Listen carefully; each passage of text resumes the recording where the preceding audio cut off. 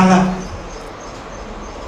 ಈ ತಾಲೂಕಿನ ಶಾಸಕರ ಮೂಗು ನಡುವಿನಲ್ಲಿ ಈ ತಾಲೂಕು ನಾನು ಬಂದಿದ್ದೀನಿ. ಇದರ ಪಾಪಕರ್ಮದಲ್ಲಿ ನಾನು ಭಾಗಿಯಾಗಿಲ್ಲ ಗೊತ್ತಿಲ್ಲ, ಆದ್ರೆ ಜನರ ದೃಷ್ಟಿನಲ್ಲಿ ನಾವೆಲ್ಲ ಇದಕ್ಕೆ ಹೊಣೆಗಾರರಾಗ್ತೀವಿ.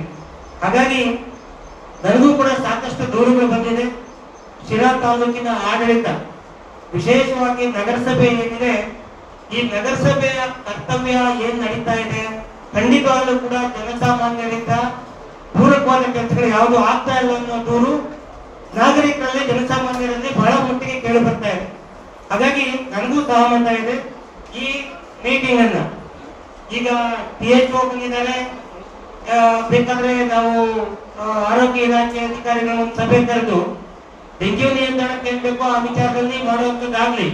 ಆದ್ರೆ ಈ ಅಧಿಕೃತ ಮೀಟಿಂಗ್ ಅನ್ನ ಇನ್ನೊಂದು ದಿವಸಕ್ಕೆ ಇಟ್ಕೊಂಡು ಇದರಲ್ಲಿ ಯಾರ್ಯಾರು ಪಾಲ್ಗೊಳ್ಳಾಗಿದ್ದಾರೆ, ಶಿರಾ ನಗರ ಒಂದು ಅಮೂಲಾಗ್ರವಾಗಿ ಬೆಳೀತಾ ಇದೆ.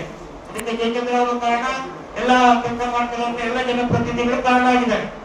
ಆದ್ರೆ ಈ ರೀತಿಯಾಗಿ ಸಾರ್ವಜನಿಕರ ಹಣವನ್ನು ಕೊಳ್ಳೆ ಹೊಡೆಯುವುದು, ತಮಗೆ ತೋರಿಸಿದಂತೆ ಬಿಲ್ಗಳು ಮಾಡಿಕೊಳ್ಳೋದು, ಅಥವಾ ಅಲ್ಲೇನು ಕೆಲಸನೇ ಆಗಿಲ್ಲ ಅಂತ ಕೂಡ ಬಿಲ್ಗಳು ಮಾಡಿಕೊಳ್ಳೋದು, ಅದನ್ನು ನೋಡಿಕೊಂಡು ನಗರಸಭಾ ಅಧ್ಯಕ್ಷರು ಕೂಡ ಅಸಹಾಯಕರಾಗಿ ಎಲ್ಲ ಒಂದು ರೀತಿ ಸುಮ್ಮನೆ ಕೂರುವಂಥದ್ದು, ಜನರಿಂದ ಆಯ್ಕೆಯಾಗಿ ಉತ್ತರದಾಯಿತ್ವ ಇರ್ತಕ್ಕಂಥ ನಗರಸಭಾ ಸದಸ್ಯರುಗಳು ಕೂಡ ಕೈ ಕೊಟ್ಕೊಂಡು ಕುತ್ಕೊಂಡು ಕಮಿಷನರ್ನ ಮಹಾರಾಜರು ಸಿದ್ದರಾಮಯ್ಯ ಹೇಳೋರೆ, ಅಧಿಕಾರಿಗಳು ಯಾರು ಮಹಾರಾಜರುಗಳಲ್ಲ, DC ಅವರು ಯಾರು ಮಹಾರಾಜರಲ್ಲ, ಹಾಗೆ ಇವರು ಕೂಡ ಮಹಾರಾಜರಲ್ಲ, ಅಥವಾ ಈ ತಾಲೂಕಿನ ಏನು ವಿಶೇಷವಾದ ವ್ಯಕ್ತಿ ಅಲ್ಲ. ಅವ್ರಿಗೆ ಸೇವೆ ಮಾಡಕ್ ಬಂದಿರೋದು ಸೇವೆ ಮಾಡ್ಬೇಕು.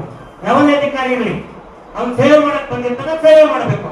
ಇಲ್ಲಪ್ಪ ನಾನು ಚೆನ್ನಾಗಿದ್ದೀನಿ ಅಂದ್ರೆ ರಾಜೀನಾಮೆ ಕೊಟ್ಟು ಹೋಗ್ಬೇಕು.